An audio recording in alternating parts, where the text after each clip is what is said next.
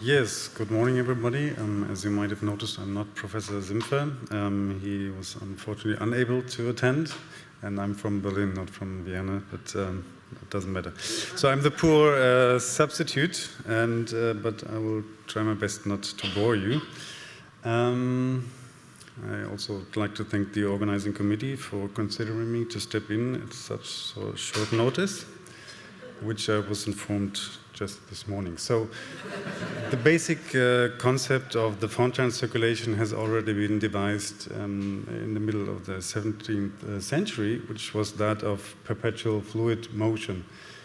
As we know now, or have learned during the past decades, the Fontan circulation is basically a man-made state of chronic heart failure. So if you want to summarize it. So PVR is considered the critical bottleneck of the Fontan circulation, ultimately limiting ventricular preload and cardiac output, but there's also obstacles more downstream, like the filling pressures or the ventricular function. And all of these can represent critical bottlenecks, which can lead to Fontan failure if the limitations exceed compensatory mechanisms. So this is a paper from Jack Rychek, who's here today, and we already heard his excellent talk, his brilliant talk this morning. That was already published more than a decade ago. So he quite pinned it down. So we have got to a point where almost all of our Fontan patients will survive into adulthood, and we cannot abandon them there. We have to move on, because all of these patients will at some point experience Fontan failure. So the overall survival prospects have substantially improved over the past decades. But we know that with the onset of signs of Fontan failure, this is from adult patients, more than half the patients will die or require transplantation within 5 years.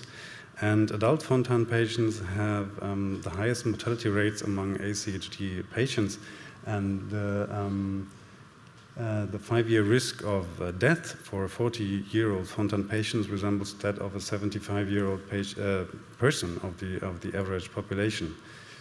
And what is already problematic now will only get worse within the very near future. And these are the calculations from the Australia and New Zealand registry, showing that the Fontan population is growing and is aging. And already now, more than half of the Fontan population worldwide is adult. And this will increase to almost 2/3 within the decade. So and this is just a glimpse at our own institutional cohort. So we are already struggling with these patients, and these, which are in their 20s, are doing well, but this is a wave that is going to roll over us quite soon, actually. So what can we offer our failing Fontan patients? We basically have to find a way to transition them to stage 4 palliation, which is cardiac transplantation. So this is data from Newcastle, where most of the UK's ACHD transplantations are done. So we see that the numbers of single ventricle patients that are being assessed for cardiac transplantation have substantially increased over time. But if you have a look at these numbers, you see that there's a considerable number of patients that will be declined for transplantation because they're considered too high risk. And in addition to that, there's a considerable number of patients that will die on the waiting list after evaluation for transplantation. So we can roughly estimate that only 2/3 of these patients will actually get onto the transplant list and will survive to transplantation.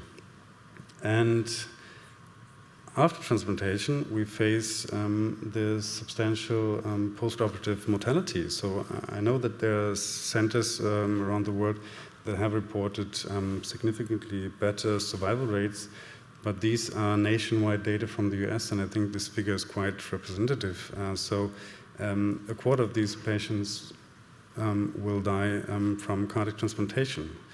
So this is clearly not an optimal solution, not an optimal status. So, and this is again from the paper that we saw earlier. Sorry, I have to go backwards.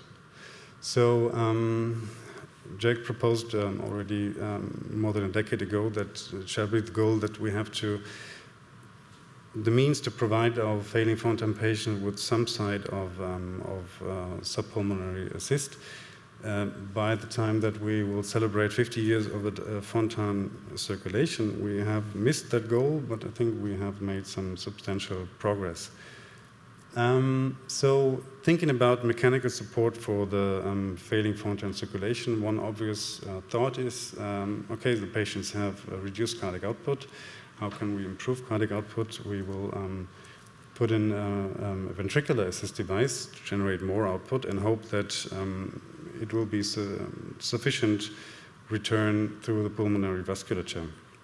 And there is some data now showing that this might work reasonably well in well-selected patients, but there's also some other authors which have described their experience rather honestly, saying that this is only working in those patients with primary ventricular dysfunction, and in all other patients this is rather not working. And if we look at the predominant phenotypes, we see that from the failing Fontan patients, and this is from various studies, we see that roughly half of the patients have ventricular dysfunction and the other half does not. So it has become obvious that we need another strategy to support these patients, and we need a cavopulmonary, a subpulmonary assist device. This is the first publication of such a subpulmonary assist device, which was performed by Pretre in France. And he constructed like a reservoir chamber out of patches and supported this subpulmonary circulation, so the non-existing ventricle with a Berlin heart in this patient was supported 13 months, I think, and then successfully transplanted. Just as an historic side note, and we have already seen this picture, there have been other concepts previous to that, but these are, for obvious reasons, not ideal for long-term support. So if we go through the literature of the past, of the recent years, we see that the number of patients that are published that have received subpulmonary support or biventricular support is very limited, and these are only 8 patients. That already includes the patient from Munich with the new venous cannula that I will talk about in a few seconds. And these are 8 patients, 4 of them died, and this is clearly a very suboptimal status. So it is clear that we need a specific assist device for our failing Fontan patients, because that was what was available before that did not work. And luckily we now have such an assist device on the market. It is the Berlin Heart venous cannula, which was launched in 2020 after quite some time of research and development. And the first implant was performed in Munich in February of last year. The cannula, silicone cannula valved, are available in several sizes now for patients only above 1.2 square meters of body surface area, but there will be a smaller cannula available soon. And they can be used as a subpulmonary support only, or in conjunction with a ventricular assist device as a biventricular support system. So this looks very convincing. Just put a cannula here, cannula there, and everything is fine. And also, as we know, this is what a typical failing Fontan patient looks like. The reality is somewhat different, and it's quite some extensive surgery that is required to implant these cannula. And these are pictures from Professor Hörer, which he kindly lent me. So from the first implant in Munich. So the conduit, the Fontan conduit, has to be resected, and the superior vena cava and the inferior vena cava will have to be connected to the cannula. The pulmonary artery will have to be reconstructed. Any fenestrations will have to be closed. The cannula will have to be externalized, which can be difficult. And the outflow graft will have to be connected also to the pulmonary artery. So this is quite some hours of surgery that has to be done there. We in Berlin also had one patient that we provided with the biventricular support. This is a 22-year-old failing Fontan patient, which is more typical than the pictures, the sketches that we have seen earlier. So he had protein-losing enteropathy for more than 5 years, or almost without clinical remission, refractory to therapy. And he had a bizarre ascites with large abdominal wall hernia. He had advanced Fontan-associated liver disease. He had a mild chronic kidney disease. So we had some years ago actually told him that we will have to evaluate him for transplantation, and he then declined. And by the time he was willing to go ahead, we saw him in this condition, and we thought that he was way too high risk to go ahead with cardiac transplantation. So we, after long discussions, came to the solution to provide him with a Berlin heart and the new venous cannula. So these are some impressions from the surgery. It was actually quite long surgery, the whole day basically. Young Cho did it. This is the insertion of the venous cannula and the connection to the SVC and the IVC. Here you see considerable size mismatch of the superior vena cava and the cannula, which was problematic afterwards. Insertion of the pulmonary outflow graft, insertion of the ventricular cannula, and after I think some 10 to 12 hours in the OR, finally the externalization of the cannula and the connection of the pump chambers. So we had quite a rocky course with this patient, unexpectedly rocky, I would say. We had, at the very beginning already, we had superior vena cava syndrome, and we went to the cath lab and we saw significant stenosis at the anastomosis site, so we put in a stent, and that was fine afterwards. This patient had a severe coagulopathy, which was hard to control. We had arterial embolisms, like cerebral, but also splenic and renal infarctions, which he recovered from quite well, but also bleeding complications. It was very hard to manage, actually. We had several pump thromboses, and we have exchanged the pump chambers worth, I think, a good, nice flat in London, maybe. And we had very recently, unfortunately, central line-associated sepsis and infection with an infectious thrombus, which we had to evacuate. But the patient actually did recover well from all these complications, and he is in quite a better shape now, but still not, we have not reached that point where we put him on the transplant list. So he's 4 months on support now. This is where we put him on support. This is the albumin levels over the time. After maybe 2 months, roughly, we were able to take out the last drain, which was unexpectedly long, actually.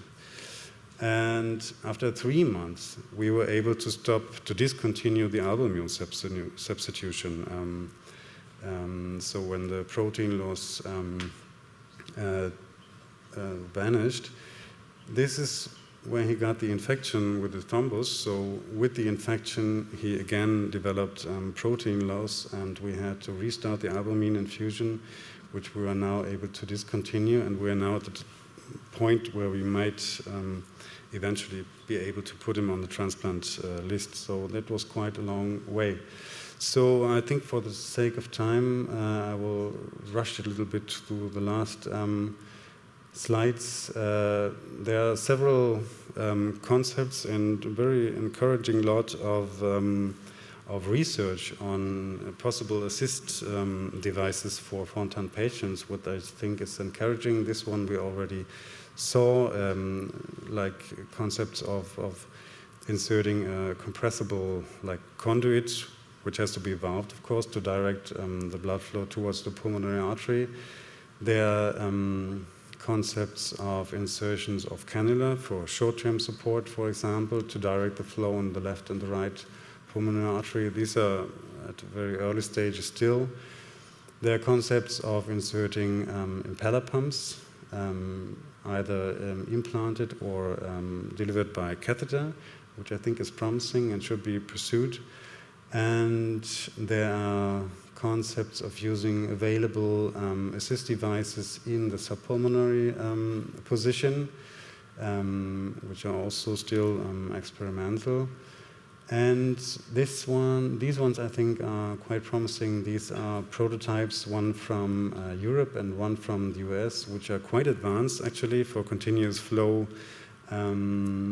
assist devices for the subpulmonary position. So we can hope that there's that there are more options available in the very near future for our failing Fontan patients, and they will desperately need it because there will be a lot of them. So to summarize, we now have a standardized cavopulmonary assist device for Fontan patients available, which is very good. But of course, there are numerous unanswered questions, which we will have to figure out in the near future. And of course, we need comprehensive international collaboration to solve all the remaining issues. So thank you very much for your attention. Thank you. We are unfortunately running low on time, but I just have one quick question here. I don't know if you had shown it, but that's an incredible case, the one that you demonstrated. Was there a drop in the central venous pressure associated with the improvement in the albumin? Were you able to lower the Fontan pressures? Not at once. It took some time. But it took some time, but it did happen. Yes, that was associated with improvement in the PLE. It came down. Yeah. Great hope and promise for that. Thank you very much.